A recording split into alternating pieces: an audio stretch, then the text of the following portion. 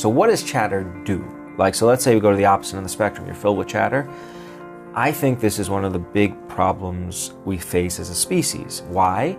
Because here are the 3 domains that chatter targets. I think you gotta have a dream. The School of Greatness. Really? Yeah. Please welcome Lewis House. We're talking about chatter. You're one of the leading experts, psychologists in the world, talking about controlling the conscious mind. And I've always said as an athlete from Ohio, the great state of Ohio, that we'll get back to that in a little bit. I've always said that our thoughts really dictate the outcomes of our life. It's the beginning stages of what we manifest, what we attract, what we create, what we alchemize. Yeah. If we think more positive, more vision-based, higher-level thinking thoughts, we usually alchemize that in our real world. We manifest it. And if we think a lot of negative, consuming thoughts, darker thoughts, we typically attract that type of environment as well. Now, this has been talked about as woo-woo world, positive thinking, negative thinking. But now you're bringing in some amazing research talking about the voice in our head and why it matters. Can we talk about, is it really possible to control the conscious mind? Is that even possible? Or are thoughts always going to be coming in and out without our ability to control them? Yeah. Well, it's a great question to kick us off. And so here's how I break it down. We can't always control, we can't control the thoughts that pop up in our head. So we don't know why I'm going to be walking down the street and all of a sudden just have a really dark thought about this or a positive thought about something else. We don't have control over the thoughts that pop. But what we do have control over is how we engage with those thoughts once they surface. Okay. And we have a lot of control there. We can choose to immerse ourselves in the thoughts, and if we immerse ourselves in the positive thoughts, that can be great. Like when I'm out here in LA, I'm away from my kids and my family. I'm walking down the street, I'm thinking about my youngest daughter who tried to FaceTime me this morning at 4:30 in the morning, and it brought happiness to me just thinking about how cute that was, and it was inappropriate but cute at the same time. Sure. I immersed in it, I can also choose to distance myself from my thoughts or challenge my thoughts. So there's a range of things we can do when thoughts pop up. So and that's where the control comes in. And as we were mentioning a little bit earlier, we don't get taught in a systematic way how to manage our thoughts in this way. And I think that's a problem. And it's one of the reasons why I wrote the book. If someone is asking themselves, what I think I am, are we our thoughts, or are our thoughts something that don't define us? I think this is another important aha that we can give, because thoughts are mental events. They're things that pop up in our head. Whether they define us or not depends on whether we allow them to define us. And what does that look like when we allow it to? We can be strategic about that. So allowing myself to think of myself as someone who, I'm going to give you all the positive features here, right? So someone who has is intellectually curious, is a good friend, has humility. I allow those thoughts to define myself. I think that they are fairly accurate portrayals of who I am. Right. Those thoughts are constantly being tested in my life, right? Because I'm getting feedback when I interact with people, when I go on different kinds of events and people, say things like that informs whether that understanding of who I am is in touch with reality. I think we want to have that. But other kinds of thoughts, like self-defeating ones, I'm not good enough, this manuscript was rejected, or I really put my foot in my mouth. I put my foot in my mouth all the time. It hopefully won't happen during this conversation, but if I allowed myself to be defined by my foot in the mouth faux pas, I would not be a happy individual. So there's agency there. There is a choice to attach to some cognition, some thoughts, and not others. So is it about attaching an identity to the thought? Is it saying this is who I am, and where does identity play into that then? Is that allowing, I am this, as opposed to this is something I think, but it's not who I am? Yeah, so it's about you can internalize or externalize different kinds of experiences happen to us, right? And so people who tend to be more optimistic, as an example, they'll internalize the positive but externalize the negative. And what I mean by that is they'll take responsibility for positive things that are going on, but they'll shirk the responsibility for the negative. Well, it's about the situation. Now, you could do that to an extreme, right? So let's say you're at work and things aren't going well. You do need to experience some negativity. It's not always someone else's fault. Like sometimes it is going to be your fault, and owning that can be quite useful. One thing that I often tell people is that negative emotions aren't something that we should be trying to avoid. We evolved the capacity to experience negative emotions for a reason. They provide us with really useful information that we can use to manage ourselves. And one of the best examples of this is there are children who are born into the world each year with the inability to experience physical pain. So it's a genetic They can't anomaly. feel. I punch you in the face, you don't feel it. You don't feel physical pain. I stab you with a knife, you don't feel the pain. Real. It's a genetic polymorphism. It's in the Break book. a bone, you don't feel the You pain. do not feel the pain, right? So it's a mutation. It's a quirk of genetics, and you can't feel the pain. What happens to these children is they die young. Because they're putting hand on the fire, they're hitting got their it. head over and over again. You got it. So pain is useful in small doses. It's really helpful that if I put my hand on the flame, I pull it away. The pain, the negativity is what makes that such an amazingly adaptive response. So let's go away from extreme examples. If I've got a big performance coming up, a big event, thousands of people, and a couple of weeks before, the whispers. Steven Spielberg talks about these as whispers in his ear. Never gonna make it. Right? Oh my God! You're not good enough. Thousands of people. You've got to get right. Little bit of anxiety bubbles up. Really useful because you know what happens. Then I start working on the presentation. Make sure you're prepared. And I yeah. practice.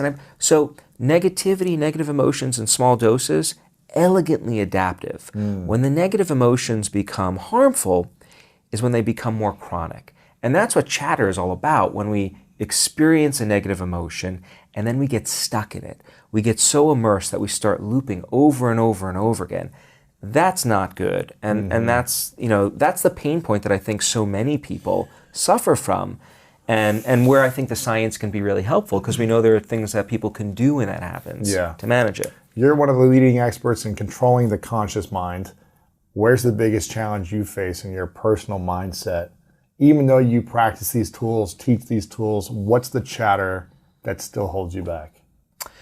Well, thank you for asking this. I don't experience chatter.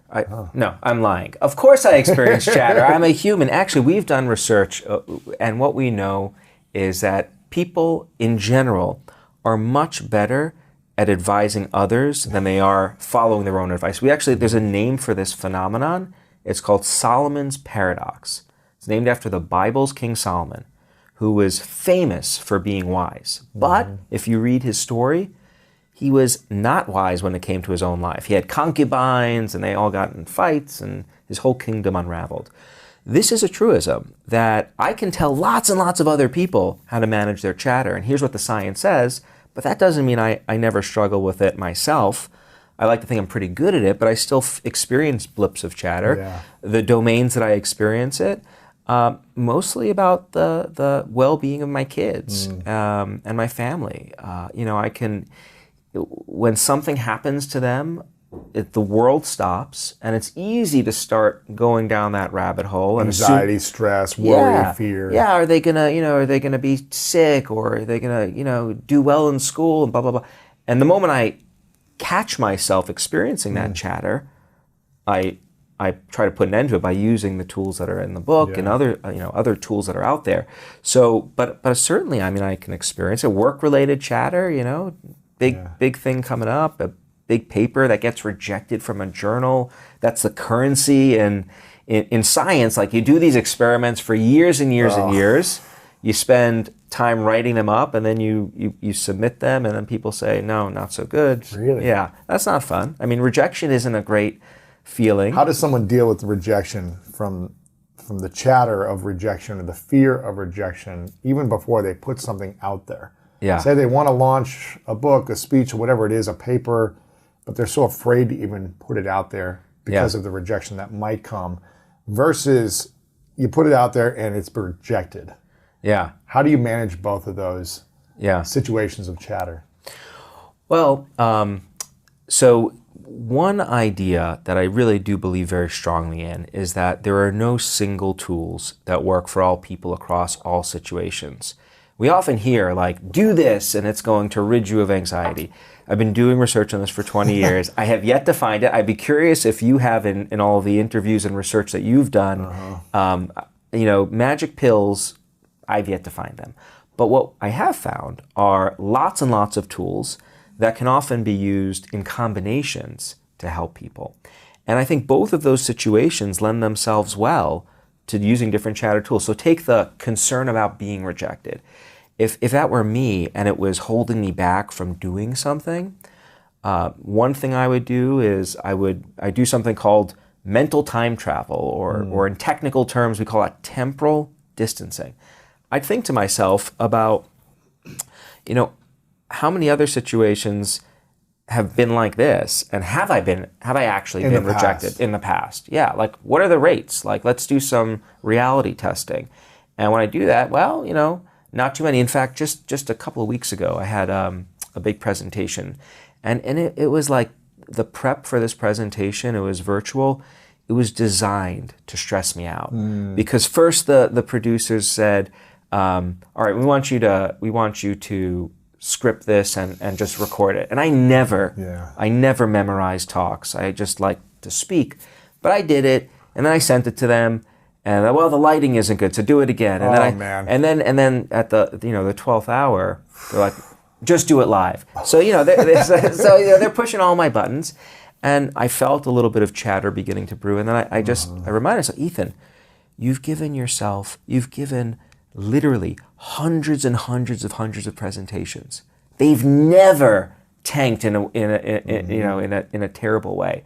Yeah. And that realization, so looking at that broader perspective, the bigger picture, really useful. The other thing I would do is, I don't know if you were listening carefully, but when I just went over what I did before, I used my own name to kind of coach myself through the experience. Is that called third person communication? We call it distant self-talk. And that's another tool that I think is personally really useful. I talk about this too. There's a lot of data behind this. We know that we're better at advising other people than we are ourselves, right? Like, it's not, I don't think, a controversial statement, but you push back if you think it is. Of course. I mean, it's like, we stay in relationships far too longer when we know we should get out of them, but we tell someone else, you need to get out of that thing, it doesn't look good. We'll do certain things to hurt ourselves over and over. We'll eat the food we're not supposed to eat. We'll do all these things, but we can tell someone else, oh, you need to stop doing that. Exactly. So here's what I find mind-blowingly fascinating. Yeah. We have learned, so this is a big amp up I better deliver here. We've learned that there are ways that we could engage with ourselves like we were engaging with someone else. And language is one tool we can use to do it. And it involves coaching ourselves through a problem using our name and other like second person pronouns, words like you. If you think about when do we use names and second person pronoun you? When we think about and refer to others. Like most of the time I use names, it's when I'm addressing other people or thinking about other people. So like, Laura, what is she doing right now with my wife? Danny, I'm using names. Names in our brains, like, this is the currency of thinking about others. So what happens when you use your own name to think about a problem? It's like a psychological jujitsu move. Yeah. It's automatically switching your perspective and allowing you to start engaging with yourself, advising yourself like someone else. What happens when we don't do that? When we are just, I'm horrible, I'm stupid, I can't do this, I'm never enough, or I gotta get myself out of this. When we speak from I as opposed to, Lewis, you got this. Yeah. Lewis, you are good enough. Yeah. So what happens when we come from I? So I is a signature of being immersed in the experience. And that can lead us down the rabbit hole of rumination and worry, and use your favorite descriptor. I call it all of that chatter. Ruminations when you're spinning about the past, worries spinning about the future. In each case, you're spinning, you're making yourself nuts. I, me, my. Chatter is all about being so zoomed in on the problem, you can't think about anything else. What if you use I am in a powerful sense? I am able to get through this. I am confident. I've put in the work. I am loving. Yeah. Would that be supportive? Or is it better to still say, Lewis, you are loving. Lewis, you are kind. Lewis, you got this. Yeah. So, I mean, the positive affirmations, there's mixed evidence behind them. They could be useful in some cases, but less useful, but not useful in others. I would suggest trying to coach yourself through the problem using your name. Because what it does, it's like a mental time out, right? It's letting you step back from the situation, and it's broadening your perspective. When we broaden our perspective, we often realize that there's a lot more to the situation than what's making us Looney Tunes temporarily. Very technical term, by the way, Looney Tunes. Crazy. You're almost like you're in a mental tornado that you can't get out of. Yeah. You're spinning in a loop, and you're in a cycle you can't get out of. So wait a minute, you mentioned positive affirmations, that there might be some research that supports it and contradict it.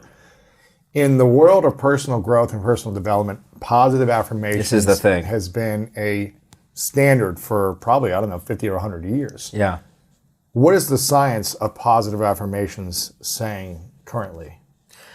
Well, so self-affirmations, this idea that I'm a good human being, I am worthwhile, I mean, there is some evidence that can be useful, but there are other studies that don't show benefits. Not that it backfires, but there's just some variability. Not benefits, gotcha. Right? Well, also, there's some if you're variability lying in the real world, but you're saying, I am a person of integrity. Right. Then there's probably a disconnect if you're saying a positive affirmation, but you're not actually being it, right? Well, I think that gets to like a very profound issue that is useful to talk about here, which is, in a lot of the work that we do on trying to figure out how can you help people who are spinning, work through it, you're getting them to engage and work through that problem.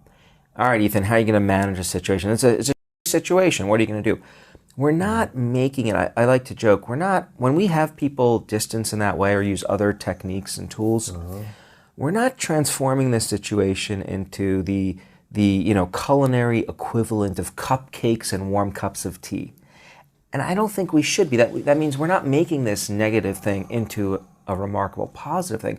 We're turning the temperature down, allowing people to manage this aversive situation in ways that allow them to then move on. Mm-hmm. It's not always possible to take something that is totally negative and make it an extreme positive. And I don't know that we would always want to do that. Really? Because learning from mistakes can be really helpful. Like, I value... Isn't there a way to learn from the mistake and not let it consume your energy and make That's you exactly what we try to do. Feel exhausted? Something I learned in the last couple of years, that I wasn't good at this until about 2 years ago. And the more I practice it, I have found this technique, maybe there's a term for this tool that you have, I have found this technique to be extremely life-changing for me. Yeah. You talk about the mental time travel. Is that what you mentioned? Yeah. Like time travel, mental time travel.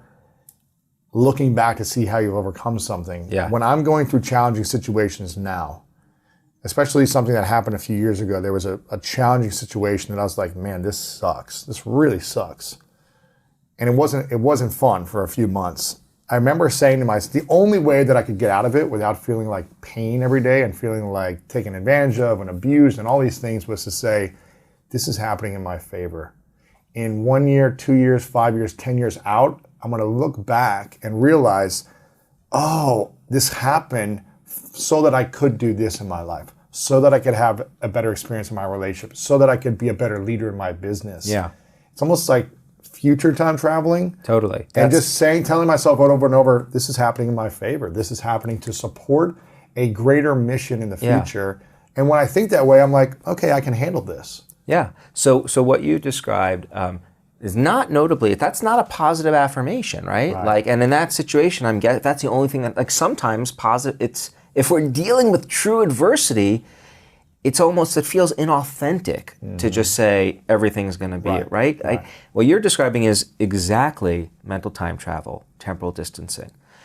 Temporal distancing is the scientific terminology. It's the dorky term. I throw it in there. It's a habit. Sorry, I like it. Temporal distancing. Temporal distancing. Yeah. What does temporal mean? Temporal time. So distancing through time. You can either do that in the past or future distancing. Or the future. So take COVID, right? Which has been, I think, tough for many of us, myself included, right? Yeah. Temporal distancing is one thing. It wouldn't be fun being stuck in Michigan, it'd be tough. Yeah, it's okay. I was waiting for when the next dig would come, but don't you worry, we have more time. You got lakes and everything. I will get some digs about Ohio. Beautiful land up there, actually. It's good. You have more lakes and beautiful scenery than we do. Nice try. Sorry, go ahead. For COVID, one thing, and I've done several. I have like a cocktail a non-alcoholic cocktail I take. Right, of tools that I use. Mental tools, right? Because we've actually done some research on combinations of tools are particularly useful. But for COVID, I think about the future. Like 5 months from now, we're going to be vaccinated. We're going to go on vacation. Yeah. The worst part of this will be over. When I do that, I realize that as awful as what I'm going through right now is, it's temporary. It's going to fade. We will get back. That gives me hope. Hope is a powerful way of alleviating chatter. Really? Then I'll go back in time too, and I'll think about pandemic of 1918, which was much, much worse than what we were going through now. Much scarier, probably. Much scarier. We didn't have the medical technology. We didn't have Zoom. We didn't have takeout. Right? Like much. I mean, takeout. I'm joking, but it makes a difference. Benefit for people. Yeah. Yeah. So, and we didn't just even though it was worse. We got through that, and we came roaring back, like the roaring 20s, economic growth. That's true. So in each future past, I'm broadening my perspective. It's getting me away from, oh my God, I can't get through another day. Stuck in this, There's no way out. It's distancing, and it's a very useful tool. So you call that temporal distancing? Yeah, or mental time travel. Mental time travel. It's like we need to have mental floss on a daily basis. Yeah. And this is something we were talking about before, and how most of us were not taught these tools from our parents, from our friends, from teachers in school, because they weren't training us to teach us these things. And this is what I love about your work, is you talk about the preventative mental training, the preventative mental health, I don't know what you call it, but not waiting until you're anxious and depressed and feeling overwhelmed, needing to take a drug to calm your mind, but doing these tools on a daily basis. What would you say are 3 to 5 things that we could do on a daily basis, simple strategies to get started to help prevent our mind from taking over? Okay. So we've already talked about 2, so I don't have to go through those. Maybe 3 more then. The distance self-talk and mental time travel. Let's shift to another category. The way that I like to simplify this whole universe of tools, there are 3 buckets. Things you could do on your own, ways of reframing the situation, simple tools that shift how you think, that help you reframe, that can be useful. So both tools we talked about are examples of that. Then another category are what we might think as people tools, ways of interacting with others that can help us. Okay. So let's go into that, and then I'll go into the third. People tools are really interesting to me because, I'm a social psychologist, so I care about how we interact with one another. Yeah. But when it comes to chatter, there are some myths out there. So we're going to have some myth busting right now. Okay. So when people experience chatter, they're often intensely motivated to talk about it with other people, to share their emotions, to get help and support. There are a couple of exceptions.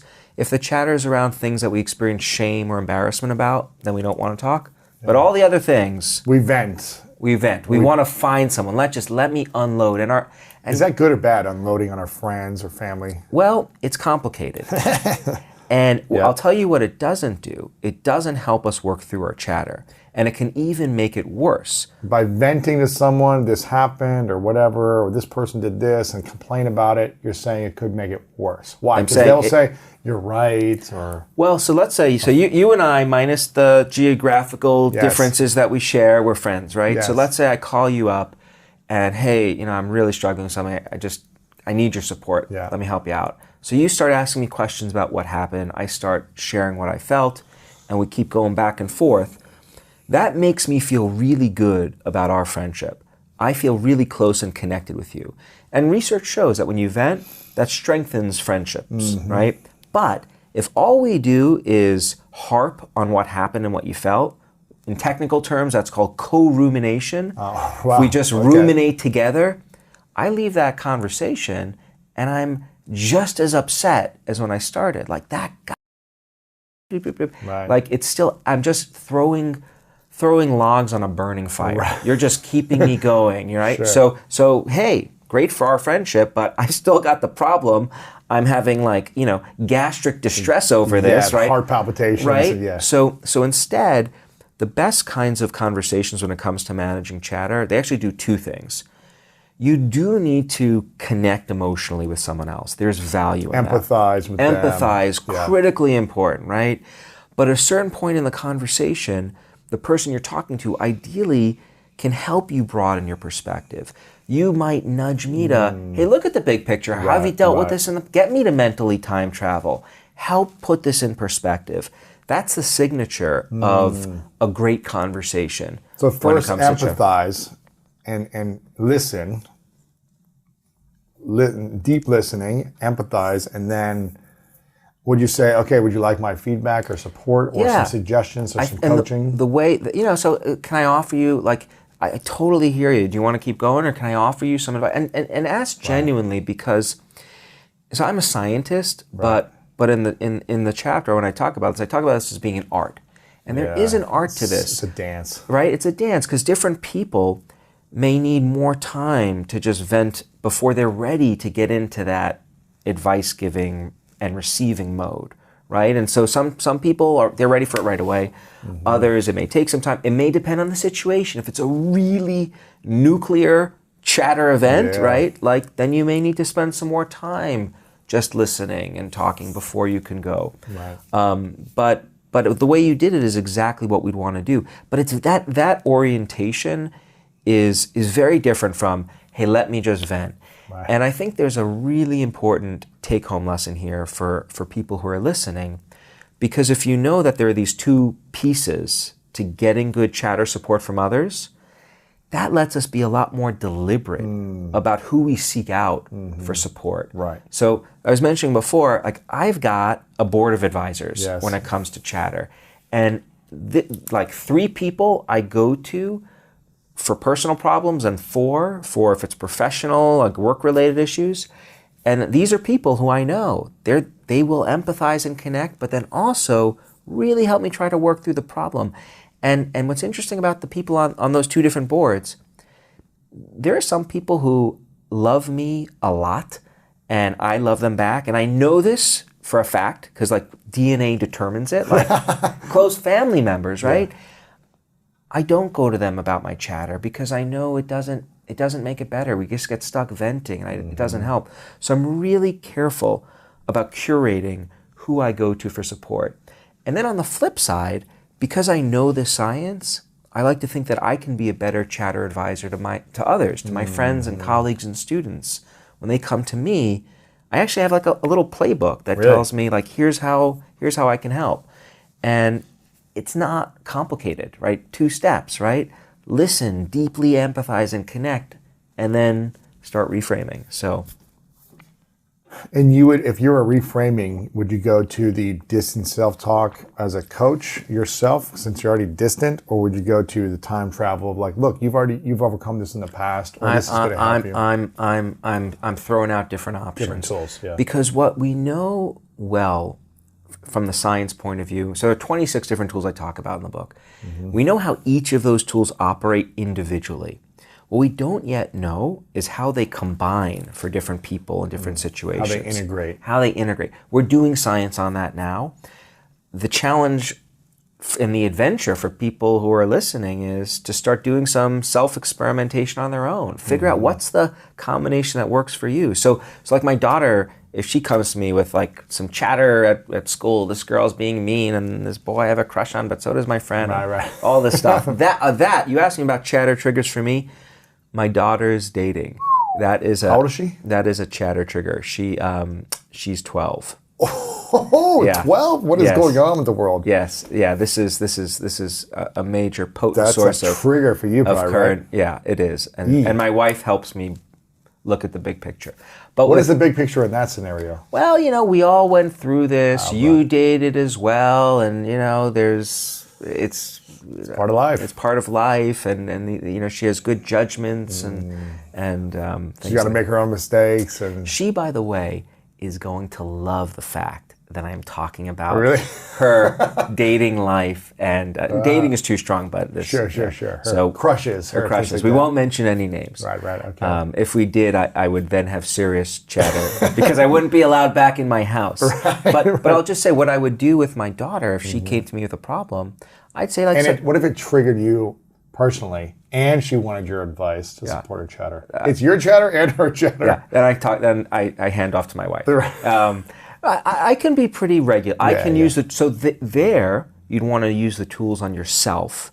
And then once you're in the position to help someone else, you've got yourself under control, then you work with the other person. So I would say, hey, what would you tell your sister if she was dealing with this, or your friend?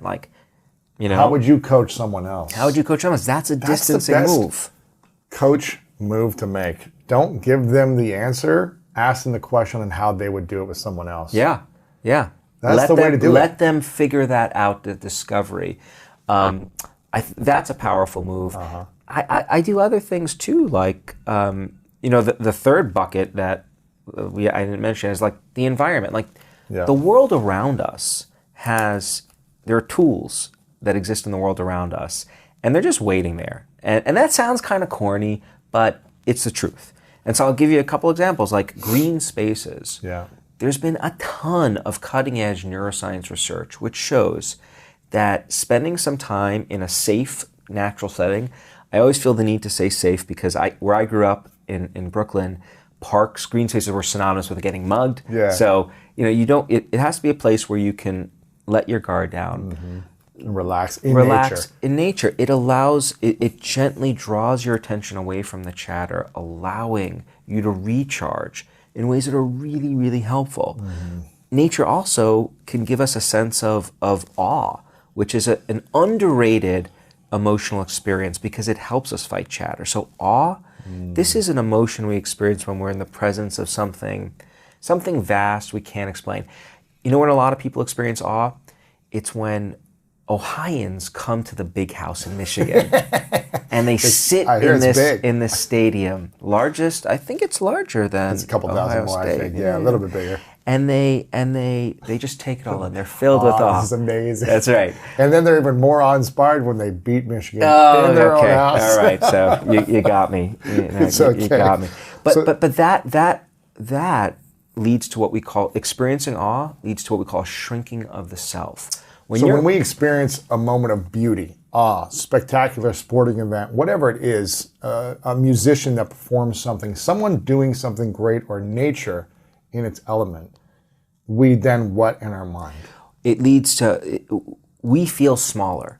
And that usually is not a good thing, except when you're experiencing chatter, our problems shrink. Because we realize, hey dope, what are you worried? You worried about that thing you said last night at dinner? Like, there's a whole universe out here that is much bigger than you. So it's like the ultimate way of broadening your perspective and helping you realize that, what you're going through, while still significant, there's more to it. There's more to life than this. Yeah, and I know you quoted Dan Harrison there, who's a buddy of mine as well. And for me, a simple 10 or 15 minute meditation practice in the morning, evening, afternoon, for me, I go into a place where in my mind, I leave my body, I leave the world, and I'm in a space where I can see the world from a different perspective that is so small, and therefore my problems get smaller. That's exactly the phenomenon. When I in my mind imagine myself in the universe floating, which is kind of weird, I get it, but it allows me to be like, oh, the earth is so tiny, I can see it like a speck of sand. Yeah. And then I can get so far away from it where it disappears. Yeah. And I'm like, there's so much out there. Yeah. And yet I'm worrying about this little problem and making it consuming my mind all day. For what? That's exactly. How is it supporting me? And it's liberating to have that orientation. And, I want to come back to meditation because that can be a way of cultivating these states. But what you described there, you became a fly on the wall to yourself. And what we know is that there are these strategic moves that you can engage in to help you do that. Meditation is one, but there are other things that you could do in the moment simply. What else do you like? Language, that's another. Ethan, what's going on? You're becoming an observer to yourself. It's not me, someone else, right? Or let's say speaking to yourself, Ethan, what's going on? Yeah, silently, by the way, okay, not out loud in front of others. That's right. AirPods make it easier if you wanted to do that because it, like talking. But I still wouldn't recommend that. When you visualize, like we often see experiences in we think in terms of words, but also in terms of images and pictures. So I could probably ask you to think about a time in your recent past when you got angry and ask you to have a mental snapshot of that event. You could probably see that. Yeah. We can actually we can manipulate the imagery. And so I could ask you to replay it happening through your own eyes when you got into that fight. Or I could ask you to float away and see yourself in that event, like interacting and fighting with that other person, becoming a fly on the wall to your own experience. Yes. And that's another way of doing what you just described, which is zooming out and being like, hey, there's more to it than this. Like, I love this other person. There's this phenomenon that, I don't know if it's a phenomenon, but when I heard him say it, it really made me think differently. I don't know if you know Dr. Joe Dispenza or if you've seen his work at all. And I asked him a question. I said, should we all be focusing on healing the traumas or the memories of the past?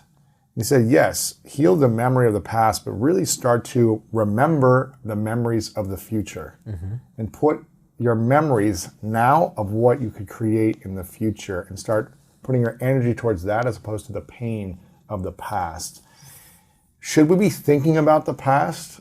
Should we be thinking about the future, or just being more present in your mind? These are deep, big questions, and I'm so glad you asked them. Actually, this is not the school of average. This is the school of greatness. We're not in Michigan right now. We want to be the school of greatness. All right, let's go.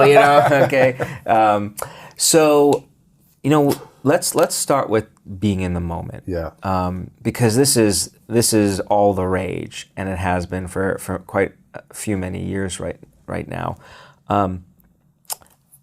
Being in the moment can be wonderful. Yes. And I love being in the moment sometimes. And sometimes when you're stuck in the past or the future, bringing your attention back to the moment can be liberating. But there's, I think, a very important piece of information to put out there, which is this brain up here, it did not evolve to keep us in the moment. In fact, we evolved the capacity to travel in time in our minds. Isn't that crazy? It's crazy. We spend between 1/2 and 1/3 of our waking hours not in the moment. What are we thinking about? More the past or the future? Past, future. It varies for different people. Like different people, some are more future focused than past. We're going back in time. And that's not a bad thing. I would argue it's an amazing thing because we're learning from our experiences. We're experiencing nostalgia, right? I'm savoring past victories. I'm fantasizing about I'm dreaming. This ability to travel in time, crazy. It's a superpower. I mean, I use that word lightly, but truly, this is what distinguishes us from other species, the degree to which we can do this. And so sometimes when we travel in time, the DeLorean, if you get that reference, sure. It gets stuck. And that's rumination or worry. And so I think, one solution is, okay, well, just stop traveling in time altogether. I don't think that's the answer, right? I think instead we want to figure out how can we help people become better mental time travelers. How can we help them go back in time, think about the bad stuff if you need to, and make sense of it, learn from it, grow from it, without getting stuck there, right? So I think, and that's what a lot of the tools can help people do. I've heard that there's somewhere between, I don't know, 50,000 or 80,000 thoughts a day that humans have. I'm not sure what the actual number is. Is that accurate? Well, it'd be, I don't know. And it's a hard question to answer, because part of it's like, well, what does it mean to even have a thought? Is it an image or verb? So it's a hard one, but it's a lot. There's a lot of thoughts. A lot of stuff happening up here. Would you say there's tens of thousands of thoughts or connecting points of ideas throughout the day? There's a huge amount of activity occurring in our brains, probably much more than most of us would imagine in terms of, I mean, we're constantly making connections, I mean, all the time, subconsciously, and then it bubbles up into awareness, and it's... Sure. I've heard also, again, I don't know if this is true, that, if we had 50 to 80,000 thoughts a day, most of them I hear are negative, and most of them are on repeat. I heard 80% or something like that is repeating thoughts. And most of the time they're negative or worrisome or fear-based or protection thoughts. Well, that I can comment on. Okay, go ahead. So there have been like lots of different kinds of research. One of my favorite studies was it was an anthropology study where a very brave scientist went up to people on the streets of New York, gave them a tape recorder. It was like a decade ago, and just asked them to speak out loud the thoughts streaming through their head as they navigated the streets of New York. Wow. And it's really interesting. I tell this, I go into this a little bit in the book, and you hear people, one woman starts talking about, like, she's looking for a Staples store, and then she's thinking about her friend's cancer diagnosis and going down that rabbit hole. And then she's like, oh, and someone just cut me off, and now I'm going back to this looking for Staples. So the thoughts are pinging all over.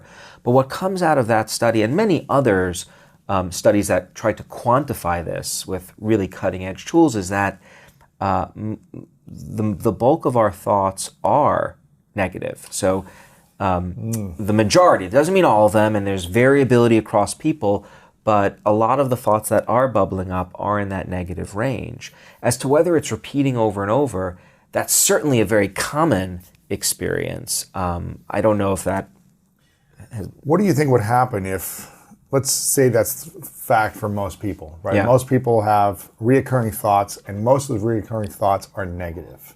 Or we see the negative, whatever reason, because we're designed to keep Bad is stronger than good. Have you ever heard that phrase? I love that phrase. Bad is stronger than good.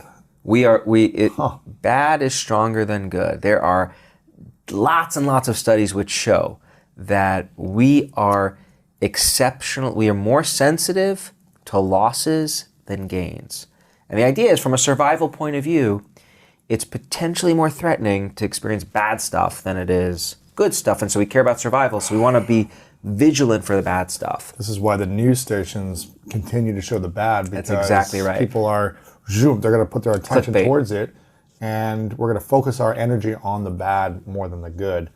We try to shift that and send out positive information to help people to overcome the bad, overcome the negative that they're consumed with. What would it look like if a person had 80 to 90% positive thoughts or powerful thoughts or empowering thoughts on a daily basis, and very little negative chatter? Maybe the chatter came in for a moment and they were able to address it and move back into a positive place. What would that person be able to create in their life with more empowering thoughts over negative thoughts? That would be, to use a technical term, very good. Well, we could reverse engineer things to answer that question. So what does chatter do? So let's say we go to the opposite end of the spectrum. You're filled with chatter.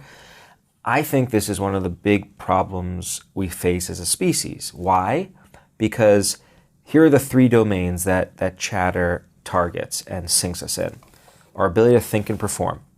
So when you're on that hamster wheel, right? all of your attention is on your problems, it doesn't leave a whole lot over to work on what you need to do at your job. It makes it really hard to perform under stress, leaves habits to unravel because you get stuck in paralysis by analysis, Yes. right? So thinking and performing, that goes down. When you have chatter and you can't get out of it, your performance and your ability to think clearly goes down. Goes down. And, Okay. and across domains, tons of evidence to support that. Let's go to another domain of life that we care about, something called relationships. Yes, huge. So we know that chatter creates friction in our social relationships, and it does in a few different ways. If I want to talk to you about my problems, one of the things that often happens with chatter is I talk, and I keep talking, and keep talking, and keep talking. And there's a limit to how much someone else, even the most well-intentioned loved ones and colleagues, can take on without them experiencing their own chatter. So it can create This is problems. exhausting. That's whatever. right. Okay, let me get out of the house. So, friction in relationships. The other thing is, let's say we're here and I'm thinking about other stuff. You're talking to me, you're telling me about your day. If my mind is somewhere else, I'm not listening to you. And that's that can also create problems in relationships. So, if I have chatter at the dinner table and my youngest daughter, wants nothing else than just tell me about what she did at recess. I ask her, hey, so what did you do today? She starts talking. I go somewhere else. 10 minutes later, I'm like, oh, so what did you do today? Yeah. Like, I just told you. How many times can you do that without problems beginning to brew? Yeah. So relationships are an issue. And then the last domain is our physical health. People often say that stress kills, and I think that's actually a little bit misleading, because the ability to experience a stress reaction, a fight or flight reaction, this is a feat of evolution. Like if there's a threat, someone's coming to get me, it's really good to know that there is this response that quickly prepares me for how to react. Yes. So stress on its own, not bad. What makes stress toxic is when the stress reaction goes up and then it remains elevated over time. And that's what chatter does, because we experience the stressful event, but then we re-experience it over and over by thinking about it and reliving it on auto play. Yeah. And so, chatter's been linked with things like cardiovascular disease and inflammation and all sorts of... So having negative, ruminating, worrisome, anxious thoughts on a consistent basis is linked to diseases. Diseases, poor relationships, and poor performance. Wow. I'd argue those are the three domains that many of us care most about and that make life really enriching. And so to go back to your question about what does a person look like who's able to harness this chatter and get into another state of mind where they are experiencing, either positive thoughts or an absence of negative ones, you're getting, the logic would suggest improvements in each one of those domains. Better health, better performance, better relationships. Right. What happens if someone watching or listening is in a relationship where their partner is in their chatter is so loud that every week they're questioning their partner, what are you doing? They're, not trusting them. Maybe she or he is doing something wrong and bad constantly, whether it's actually happening or not. Yeah. What happens, and how can you manage the chatter of a partner who keeps accusing you of something you're not doing? Yeah. Well, it's a difficult predicament to See be a therapist. Well, so there are levels to all of this, right? And chatter, I think, is a feature of the human condition. It's something that many of us experience to varying degrees. And for some people, trying to use the different tools that are out there may be helpful. And so there the opportunity is, so if it's my partner, the idea is, okay, well, let's have a conversation to try to help you understand what these tools are. Yeah. Normalize this, like, hey, look, lots of people experience chatter, but you don't have to keep experiencing it because there are science-based tools you can use. If that doesn't work, then I think there are other ways of intervening. And at the extreme end, there are therapeutic interventions, see a therapist. Yes. If the chatter morphs into, full-blown states of anxiety and depression, clinical manifestations, then I would advise people to find someone who does a science-based therapy, because they'll just be able to help really, really quick. It's a concentrated dosage of help. But that's a small minority of folks when it comes to chatter, right? Most of us are experiencing this on a daily basis or semi-regularly. How many negative thoughts a day do you think you have? Like percentage-wise, positive thoughts versus negative thoughts. Are you 50-50? Are you 70% positive and 30? Have you been training your mind for this? So I will say that I definitely do use these tools, and I've worked on different combinations, and I have I have my go-tos that I use, and I do use them. I'm in general pretty positive, as long as I'm not thinking about Ohio. I'm losing to Ohio. Exactly. In general, I'm positive, and in part that's because I know the data linked to positivity, and actually when we've done presentations, I've taught to teachers about some of these tools, and when giving the background behind optimism, I tell a story about a friend in college who used to say to me "Why are you always so positive, Ethan?" And the answer I'd give is, it beats the alternative. Yeah. And if you look at the data, there's a striking amount of data that links optimism with lots of different benefits. Health. Relationships, performance. I mean, a lot of the things that we just talked about. So the power of positive thinking is scientifically backed. There is absolutely, being able to be more proactive and positive is an adaptive outcome to strive for. With one little caveat, right? Which is, that doesn't mean we should rid ourselves of negative emotions. It means, look, if you experience a negative emotion, great, you're a human and this is serving you well. Actually, there are studies which show that when you bring people into really stressful situations, you have one group thinking about it as a threat. Oh my God, I'm not going to be able to deal with it. In another situation, you say, you know what? Those feelings you're having in your stomach, that's a sign that you're rising to the challenge of the situation. So you're reframing this negative state as, hey, this is my body doing what it's supposed to do under threat. I gotta go pee because I can't pee when I'm on stage, right? Your body's mobilizing. Interesting. That's a reframe. You're still feeling uncomfortable, but it makes it more manageable, and people perform better there as well. So I don't think we want to definitely be more positive, but ridding ourselves of all negativity, it'd be hard to imagine. I mean, I'll throw this back to you. You've spoken to countless people. I think over 1,000 interviews at this point. 1,000 episodes, yeah. 500 plus interviews, yeah. So, what in your view is the goal? Is it to always be positive, or have it be a majority, a baseline positivity and the ability to deal with the negative when it happens? For me, it's thinking, what serves the vision? What serves the mission? Does anger serve the mission I have for my life in this season of my life?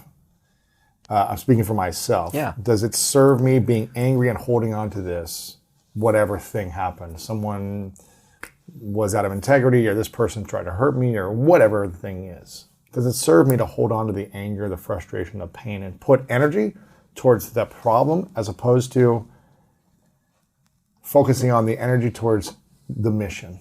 Because that's what I think about. I also think about not discounting how I feel, not discounting the way something might have hurt me or affected me. So it's feeling it in the moment, and then quickly getting back to the vision when I'm able to distance myself and say, okay, this happened. I don't like it. This sucks. I have different techniques. Maybe I'll scream in a pillow. I'll do a workout. I'll do whatever. And then I say, okay, how long do I want to hold on to this pain? Yeah. How long do I want to suffer and focus on one thing as opposed to a bigger positive mission? And that's what I try to think about. It's not discounting my emotions, my pain. It's moving through them quickly and focusing back on the mission. Well, that's entirely compatible with how I view it too. Yeah. You said if you experience the anger, you don't want to hold on to it. The holding on to it, that's the chatter. That's what hurts you. That's what hurts you. But anger in the appropriate amount, it's a tool. There's a perspective that says emotions, both positive, they're tools, right? They help us. Like if I experience a ping of envy, right? Like when I see someone else, like that gives me some, well, maybe you need to try harder in this domain. Like, or maybe it's something you care about. Or maybe it's, exactly. Go work on it. Yeah. Exactly. So we can use this, but we don't want to get stuck. Yes. And that's the key. So, overall, let's be in a positive state. Let's not discount the negative or try to never experience it. I think it's actually empowering for people to know that, hey, negative emotions aren't something you need to be afraid of, right? They're there for a reason. What about if someone's feeling imposter syndrome? A lot of people have been talking about imposter syndrome in the last few years. If that chatter is in their mind, what's something they can do to feel like, no, they aren't an imposter. They are where they need to be. They're ready for this moment, whatever that might be, the career, the book, whatever it might be. Yeah. How can they overcome imposter syndrome? Well, imposter syndrome, it gets back to these negative thought loops at the end of the day, right? It's not a negative thought loop that's focused on anxiety per se, but it's a different set of cognitions. Like, hey, I just don't belong here. Right. And so the idea is that these different tools you can use if you're looping, regardless of what you're looping about. Try these tools. And so we've only talked about a few. Time travel, linguistic distancing, nature. We've actually talked about some. I mean, another one that I love is do a ritual. So yes, I'm a huge fan of rituals. So tell me about your rituals. Like, what would be like? What's one of your favorites? Oh man, well, I mean, as an athlete, I would do many rituals before the game, where I'd walk the field or walk the court and visualize myself, not only replaying in my mind the future of what I wanted to create, but also preparing my mind for when things might go wrong. So it's both. Okay, I'm on offense and defense, and allowing myself, how will I respond when it doesn't go my way? Focusing that I want it to all go my way, but if it doesn't, I'm also prepared for the backup plan. Yeah. That's in sports. Another thing is, and every night before, I would usually watch highlight film of an individual that I was inspired by, someone greater than me in that position in professional leagues when I was in high school or college. And I would try to just put myself in that alter ego state consistently, which I want to get back to alter ego in a second. Another thing that I would do, I've done many times, especially in relationships. I've never really ended relationships well, intimate relationships, and I've always held on to a lot of pain and suffering of what could I have done better, or did I do the wrong thing, or this person doesn't love me, whatever. This has been kind of like a challenge in my past. I've had so many ceremonies and rituals where I write letters that I don't share with anyone, thanking the person, talking about the things that I'm grateful for, talking about the things that I didn't like about the situation, apologizing to them, forgiving myself, and then letting them go. And what I'll do is I'll fold that up and then I'll burn it and I'll put it in the ground and I'll bury it. So this might sound weird. Okay, I'm just moving a little bit closer to the door. You're like, get me out of here. But I will create these rituals for myself to help me create closure in relationships, to help me be at peace and not ruminate on frustration from both sides. And I think it allows me to like close the chapter as opposed to hold on to pain. So I do a lot of weird stuff out of that. But here's what I find so cool about this entire space. Like you describe that as weird. I think of it as beautiful. Yeah. And what so many of us do in life is we stumble on tools that help. Sometimes tools that don't help. But I don't think. I mean, did your parents tell you that when you break up with someone, you should write a letter and burn it? No, I learned this through therapy and different reaching out to experts. Right, stumbling on stuff. And what I think the opportunity is that to say, okay, well, here's what we know about how all these things work, and we can just give people a list of these things, so we don't have to wait to just kind of stumble on. Like LeBron James is another example of this stumbling. When he was trying to decide whether to leave the dreadful state. I'm just joking. When he was trying to figure out whether to leave the Cavs, I was actually I really like LeBron, and I rooted for the Cavs. Yes. I'm a Knicks fan, so it's been some dark days for a long time.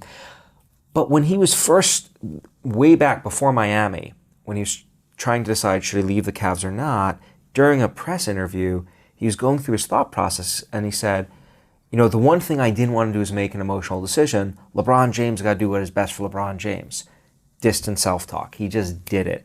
Jennifer Lawrence is in a New York Times interview with a reporter who starts asking her like really hard-hitting questions. What does she do? She stops. She goes, all right, Jennifer, get yourself together. This isn't therapy. Like, I don't know. I haven't spoken to LeBron or Jennifer, but I don't know that anyone told them to use their name when they get into distress. When I see that sometimes, and I think people will see that, if you'll see a celebrity or an athlete say, you know, Conor McGregor is the greatest of all time, narcissism, or whatever, right? Don't you think they're like, okay, this person's got an ego, and they think they're this big shot? This is where the science is useful. Wow. So we did a study where we tracked people, how frequently they do this in their lives. 5 times a day, we sent them a text message and asked them, how much have you talked to yourself? Have you done it using your name? And we did this over 2 weeks. We included measures of narcissism, how much of a self-inflated sense of zero relationship. So they didn't increase their level of ego and narcissism? No, it did not. Their ego not. stayed the same. And people who were more narcissistic to begin with weren't more likely to do it. So, you know, we see people do this, celebrities in front of the camera. One thing to keep in mind is, look, celebrities are more often in front of the cameras than non-celebrities. So there's more opportunity to see. And the other thing is, this might just be an example of something that's useful that has a social cost. So that's why I don't tell anyone to do it out loud. But let's go back to... So they do it internally. Internally. Always do it internally. So you're not saying Ethan Kross is the best, you know, when you're doing interviews. No. I'm like, Ethan always knows what to do. Ethan's always... You're not saying this out loud. I'm already uncomfortable. I know. I never... You say it internally. Internally, and that's an important disclaimer. Always internally. But to go back to rituals. Yes. So rituals are useful. First of all, I think it's really important to recognize that our cultures give us rituals. Like there are things we develop on our own. You have one. Before I go, you know, before I give a presentation, I repeat in my head what my like high school wrestling coach used to tell me, like, and that's my ritual, and it helps me feel better. But our cultures throughout time, like, have bestowed rituals upon us. So, like, when someone dies, we have grieving rituals. When babies are born, birthing rituals. Birth's like historically been a time of stress, joy, but also like, will the baby make it? And so it's a tool. It's like a technology that we've discovered that can be very useful, and it helps in a few different ways. One of the things that people like the experience of having chatter, you can feel like you don't have control. Like my mind, like my thoughts are in control. It's chaotic in there. I don't know what's going on. And human beings love being in control of things. Right? If the world is certain and we can control things, like we feel really good. What we've learned is that by doing things that are under our control, like engaging in a specific sequence of behaviors, like you do with your rituals, or even things like organizing our surroundings, like tidying up, that gives us a sense of control. We can control our space. The environment. That's why I make my bed every morning. That's why it creates so much peace of mind going into the next activity, knowing I did a productive activity, I have a clean space, I don't have a dirty mind because I have a clean environment. That's right. You're compensating for the lack of control you have in your head by controlling yourself. It's like I'm a pretty easygoing guy. And under normal circumstances, if you came into visited my office at home, like stacks of books and teacups lined up. But if I've got some chatter, like that office is spick and span. And I often do it reflexively. I just start organizing and cleaning up. What does that do for the mind when you organize your space? It organizes your thoughts. Really? And so and so there's data. This is not just like Rafael Nadal. He gave an interview several years ago, and I think it was a journalist who asked him, like, what's the hardest thing you struggle to do on the court? And his answer was, the hardest thing I struggle to do is battle the voices inside my head, manage the chatter. And if you watch Nadal, you know what he does. Nadal is famous for engaging in these elaborate rituals. He orders his water bottles, positions them perfectly on a diagonal with the court. Before every serve, he like flips his hair, pulls his shorts out of his butt, and bounces the ball. Right. He says, like, so why do you do these rituals? They provide me with the order I seek in my head. And the data bears that out. There are studies which show that doing these rituals or organizing your spaces can actually have anxiety-reducing features. This is why you see a lot of baseball players do the same attempt before every at-bat. You see basketball players at the free throw line do the same amount of dribbles or flip the ball, and the ones that do it consistently don't have to think of another approach. You do the same approach every time to clear your mind. And so rituals are kind of like, they're another one of these cocktails in the sense that they help us in a few different ways. So they help us by giving us the sense of order and control. That's useful. Rituals are also often attentionally demanding in the sense that they're not easy to just do. They're multiple pieces, like what you described, writing a letter, right? Getting to the point where you where you actually thank them and apologize. Thoughts on the paper, everything. Right? That's effort, right? And then you're also crumpling it up. You're burning it. You're putting it in an incense machine. You're blowing it all over the place. You're rubbing it under whatever. There are steps. And so performing those steps takes our attention away from the chatter. So it can be useful in that way too, as a momentary distraction. And then the other thing is, rituals, not always, but are often infused with meaning. So there's meaning that we often have from engaging in the same ritual the same way. Like I have a weekend ritual with my kids where I wake up, I exercise, I go to the farmer's market, I come back, I make breakfast for my daughters, Nice. We do it together. There's meaning. And that meaning is like you describing, becoming that fly on the wall. Right. Like there's more to life than what and so rituals do all of those things. Absolutely. And it's one, so like that's another tool. Lots of tools that are out there. That's why I think it's important to have some type of ritual, whether it's 5 minutes or 50 minutes, every morning and every night, to help start your thoughts in a more productive and powerful, progressive way in the morning and not be in reaction chatter mode. Yeah. Start the day that way and finish the day to close the mind down from the chatter. I like to just finish with gratitude with my girlfriend. What are 3 things you're grateful for? I share 3 things to create perspective. Okay, maybe I was angry about this today or this happened, but there's still a lot of good. Let's focus on that. Yeah, and I think gratitude is a very useful intervention. So I think it's great that you guys do that.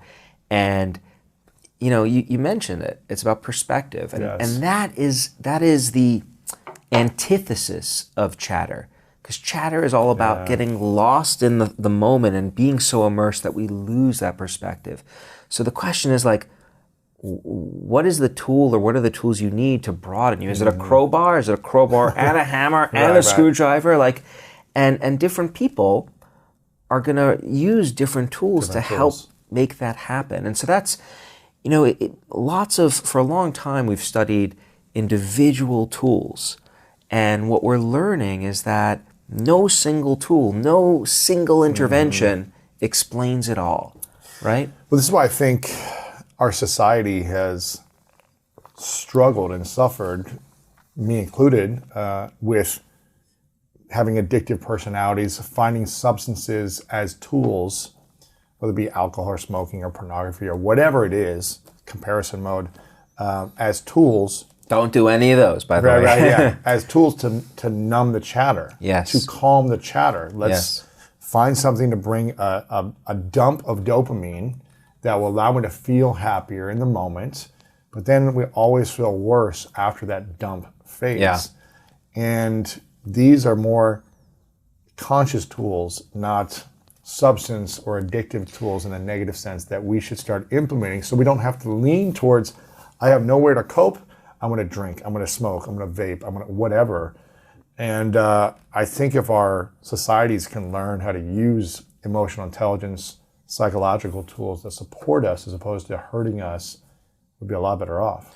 I completely agree. all the tools we're talking about are They're free. they're free. And they're not hurtful. They're easy to use. Now, can any tool be taken to an extreme and be harmful?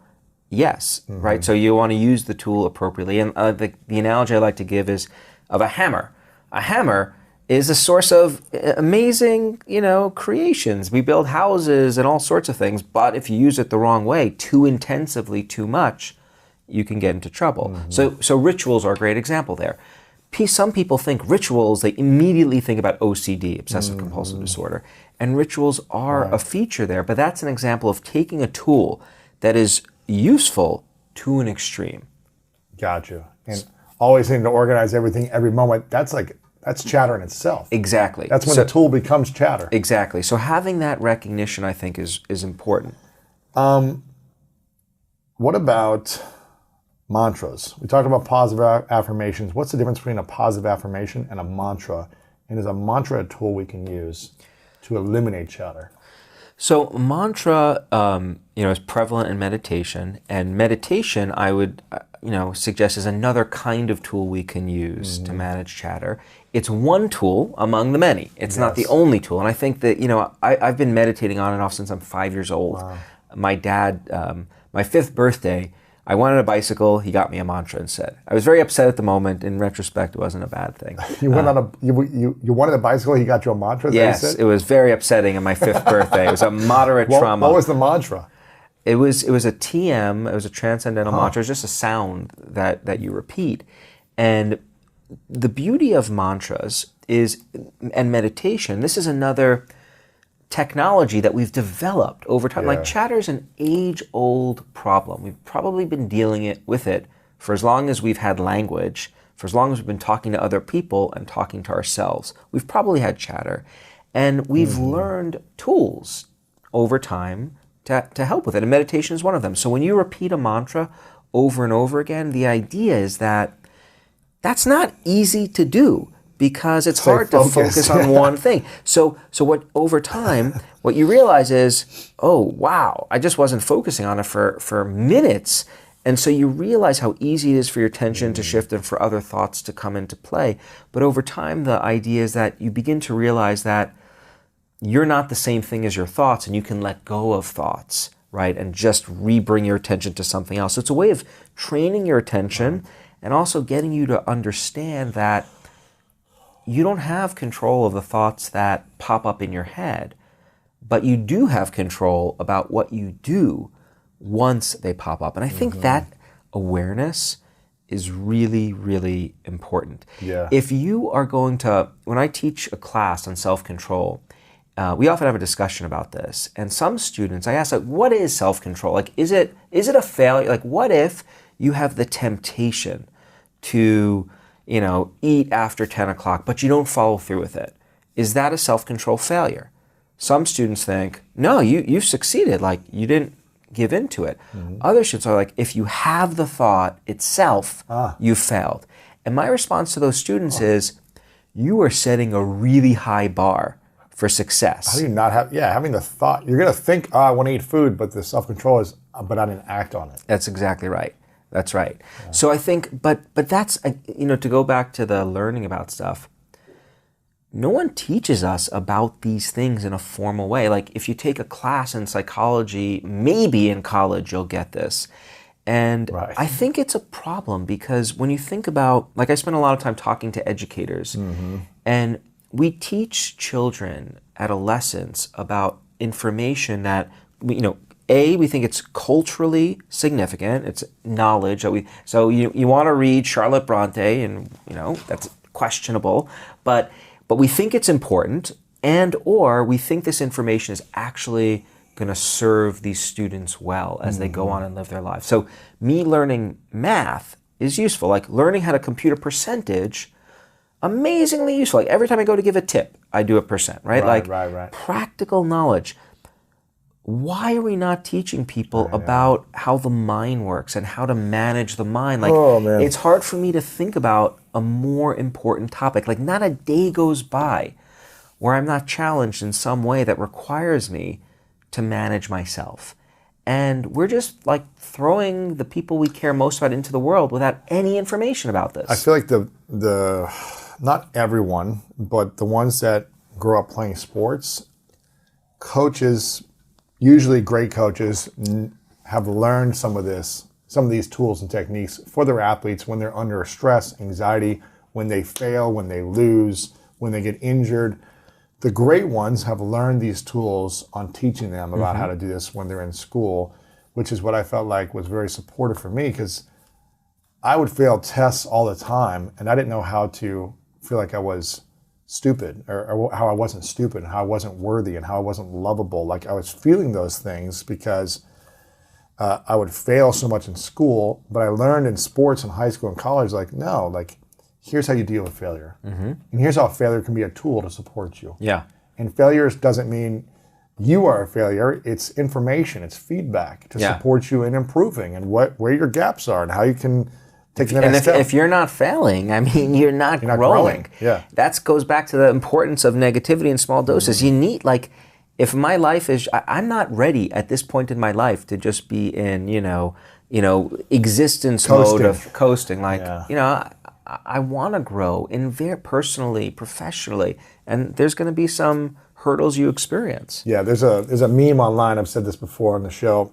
There's like a meme of that says, like, when a kid is learning to walk, they fall something like 1,000 times or something like that, and none of those times do the kids say, maybe this walking thing isn't for me. Yeah, that's a great example. It's like they're not like, I fell 100 times. I hit my head, I scratched my elbow, I'm crying. They don't say, I'm just going to crawl the rest of my life and just live in this space because it's painful. That's right. They figure out, they use the couch, right? I'm assuming, and they figure it out.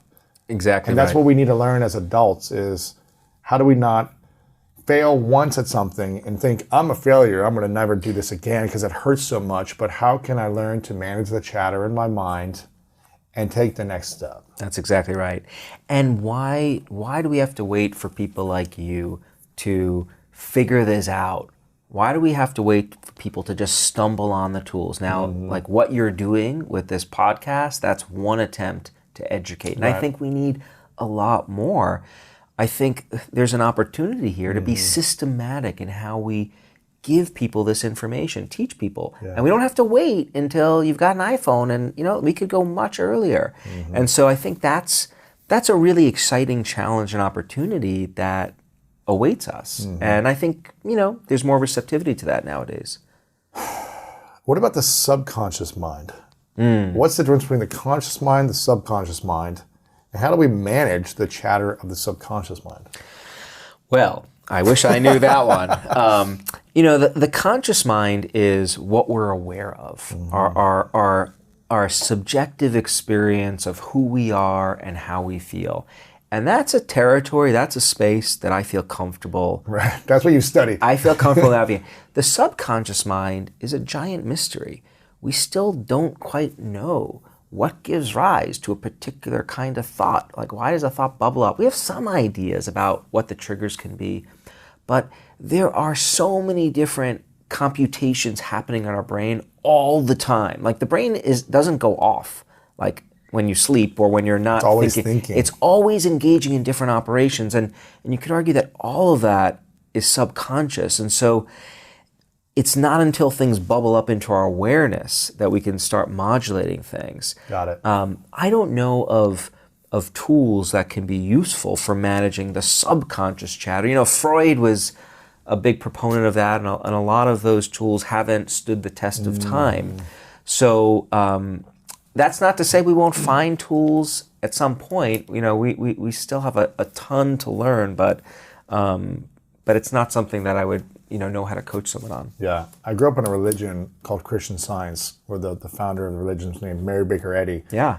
And she had a quote that said, "Stand porter at the door of thought."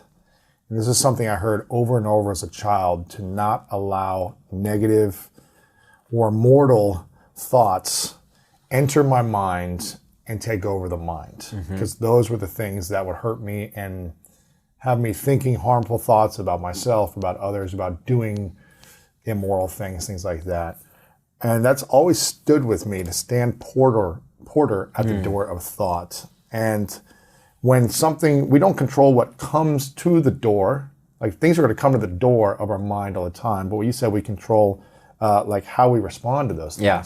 Do we open the door and allow it to come in and stay there? Or do we open the door and say, hey, you can leave? Well, and that describes right there the difference between, so to answer your question, I think there's a time and a place for engaging with the thought and just letting it float away.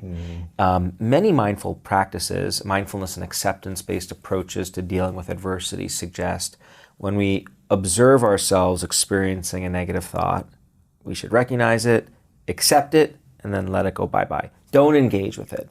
And there can be value to that approach for sure. Like if the negative thought is irrelevant and has no implication for my future, it's just this random self-defeating cognition, let it go. You know, off you go. One metaphor that I love is think about the mind as a school bus. And you know, there are different passengers, different kids you're the driver of the bus, right? And you've got passengers who come on, some are really spitballs and others are nice. And, you know, kids come on and off the bus, and that's how the mind works. And so just, if one of these obnoxious kids come on, just let them go. Let you them know? go. So there's a time and a place for that, but there is also a time where we do need to engage with the negative stuff.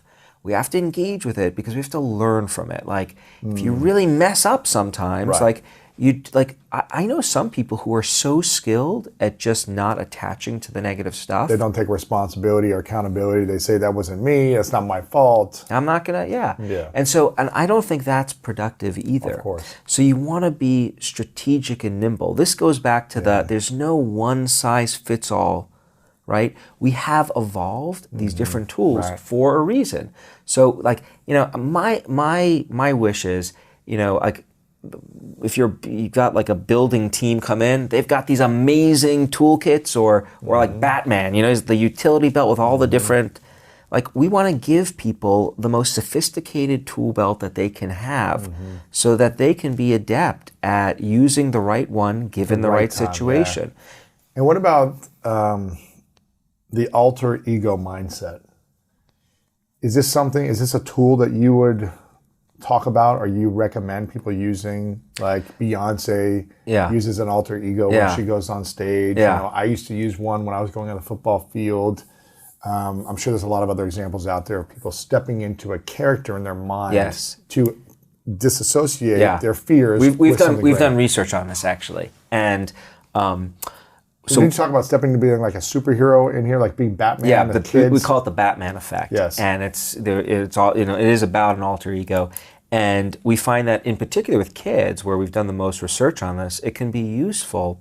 It's another kind of distancing tool, right? Like you're stepping outside of yourself and into this other identity that is skilled in the domain you're in. So for kids, you know, it's like pretend you're Wonder Woman or Dora the Explorer or Batman, and then we put them in stressful tasks. Well, what do we know about superheroes? Like, they don't give up. They keep going. Right? If you're assuming that alter ego, you keep doing it. Now, the one caveat to this is, if you're going to choose an alter ego, choose wisely. You don't want to choose to become the Joker, right? or you know, choose your other villain, because, and there is some research which suggests that it depends on which alter ego you select, because you're going to assume part of their identity, and so you don't want to assume the malicious or the bad guy. Of course. But yeah, that's another kind of tool we can use, and that's another distancing tool.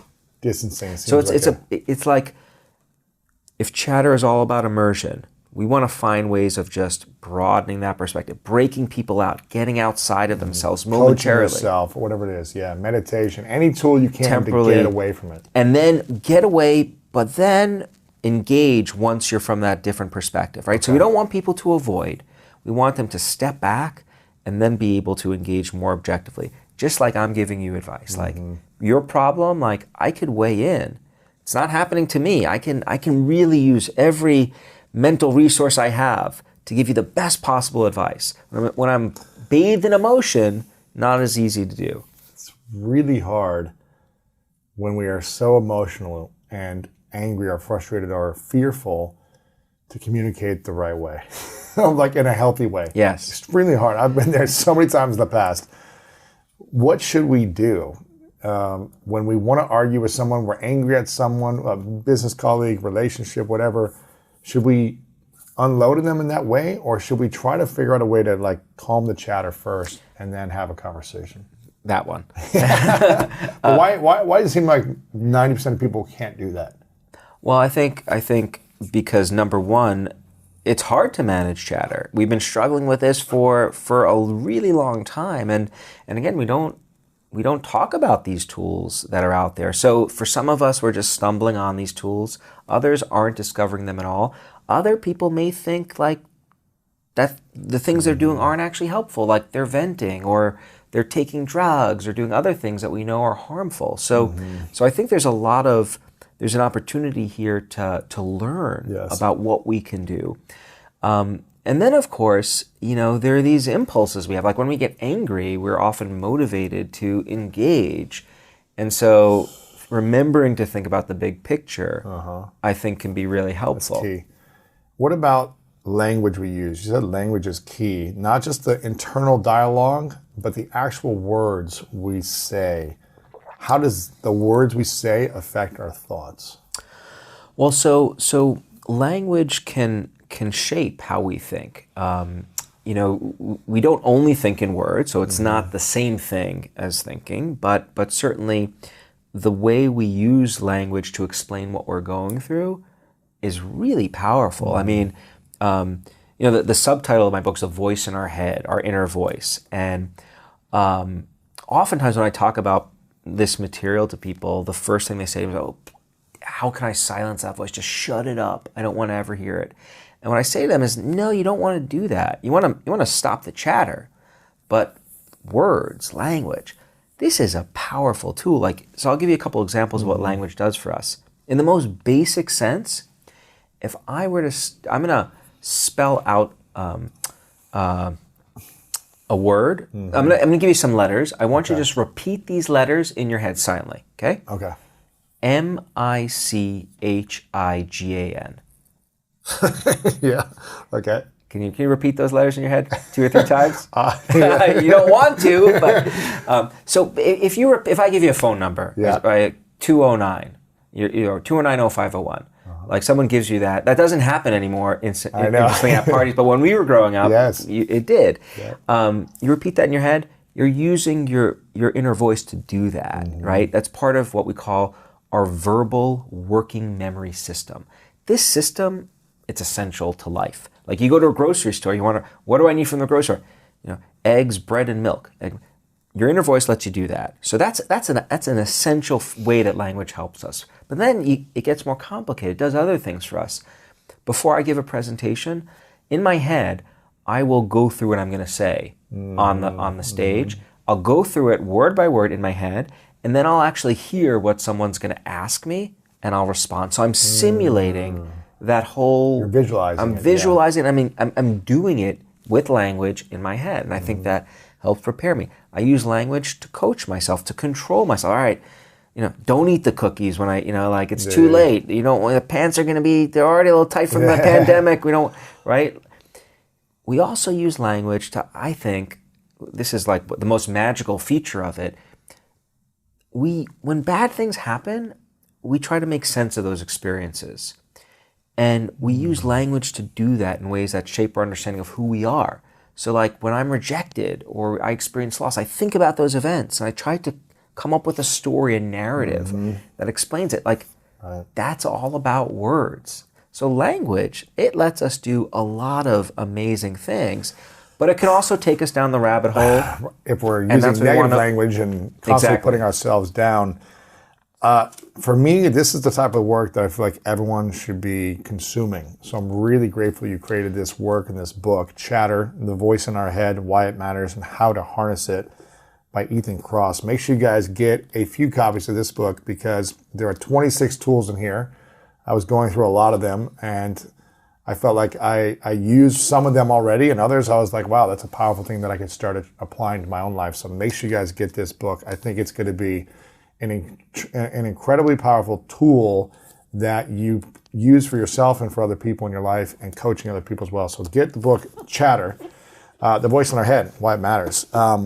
Where can we follow you online, or is there a place that we can support you online? Yeah, you can go to my website, www.ethancross.com, and then I'm on Instagram and Twitter and LinkedIn and, Okay. and all the social channels. What's your main social channel? What do you like to use the most? Instagram, LinkedIn. This is all new to me. I've begun You're to in the really, professor world. Yeah, it's a yeah, different you world. don't do like, and I've actually studied social media and well-being, so I know it can be Interesting. a minefield. You've Yes. got to be careful how you navigate it. Absolutely. And I must say I really like Instagram. That's cool. Okay. Yeah. How about you? What's your Are favorite? you? Is it just Ethan Cross on Instagram? Yeah. Or okay.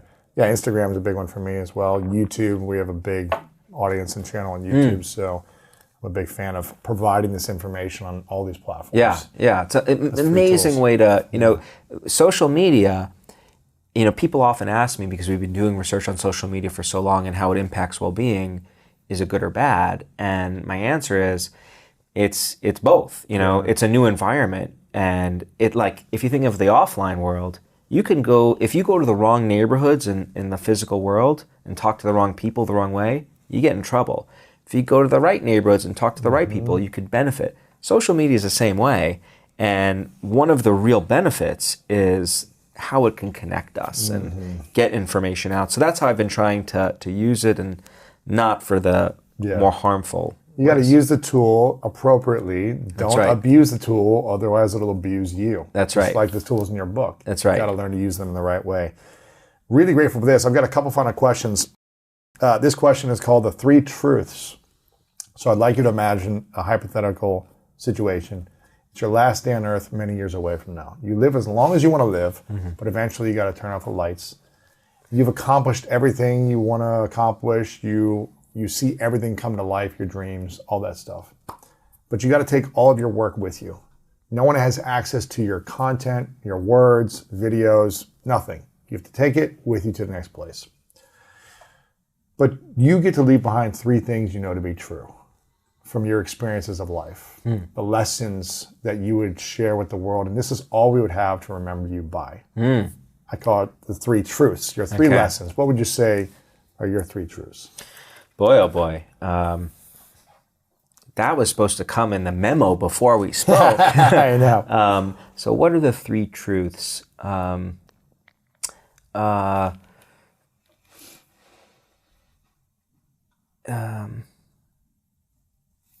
It gets better with time, because it almost always does.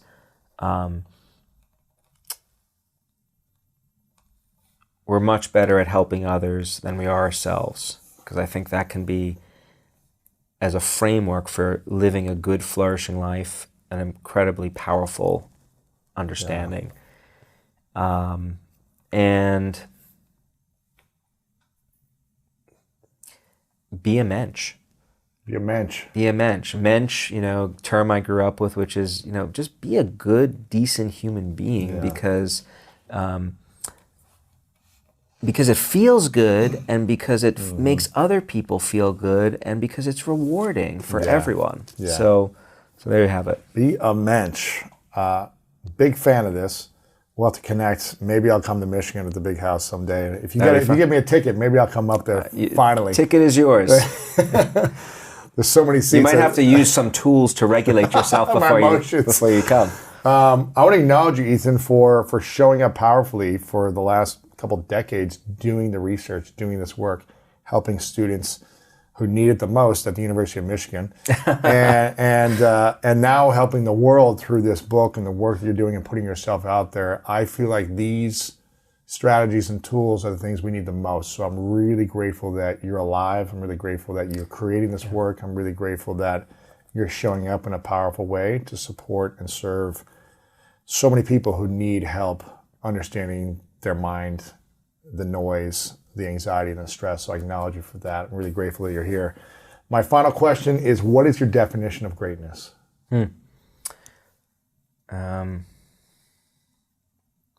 Sorry, I'm not. This is another one. I wish I had the memo on this one. No worries. What is my definition of greatness? My definition of greatness is leaving another person a little bit better off than before they met you and leaving the world, I guess, if I'm going to the next domain, leaving it just a little bit better than it was before I came on it. That would be a definition of a great life. Love it. Ethan, thanks, man. Appreciate it. Thank you. Appreciate it, man. Force positivity is one of the greatest contributors to decreases in human well-being right now. Because what it does is it doesn't allow people the space or even the permission to process normal experience.